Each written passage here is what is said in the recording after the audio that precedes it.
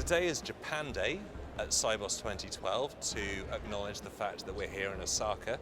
And I'm joined now by Masaaki Kanno, who is the Chief Economist in Japan for J.P.Morgan. Masaaki, thank you very much for joining me today. You've been on one of the panels already today as part of the Japan Day stream here. Maybe we can start off by looking at how the Japanese financial services industry is doing today. Well, the Japanese banks have been suffering from the non-performing loans for some time, but against the background of the deleveraging of the Japanese corporations. But that stage was definitely over. And also the Japanese banks were not much involved in the subprime loan and those kind of issues. So the Japanese banks today are very healthy. And also they are gradually restoring the risk appetite. And also the domestic market is matured. So they are trying to increase the overseas businesses. So now is the time to expand the overseas business and to take the advantage of the growth of Asia. And so that they are diversifying the risk, not only concentrating in one country, but also they are diversifying the risk and increasing the business all over the world. So what growth opportunities exist in the rest of Asia for Japanese institutions? Basically, it's all over Asia.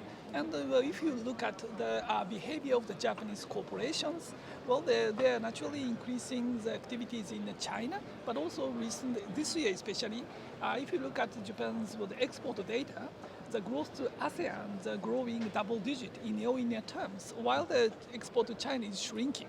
So now is the time to focus more on outside China. And also China's economic remains stagnant, not stagnant, growth rate is relatively lower this year. But it doesn't mean that all over the Asia economies are so stagnant.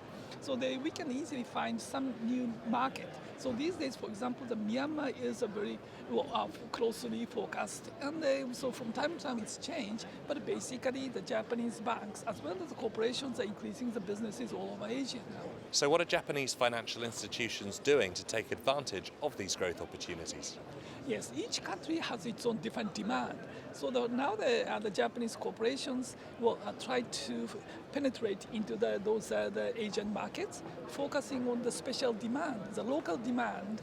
And the Japanese are good at just focusing those local demand. And the Japanese banks naturally, their roles are growing very fast, and to do those to help them. And also at the same time, they are trying to penetrate in the local market. In the past, the Japanese banks helped the Japanese corporations to do the business abroad. But now is the time that they started to focus on the local businesses. And so we are now starting the new era, I think.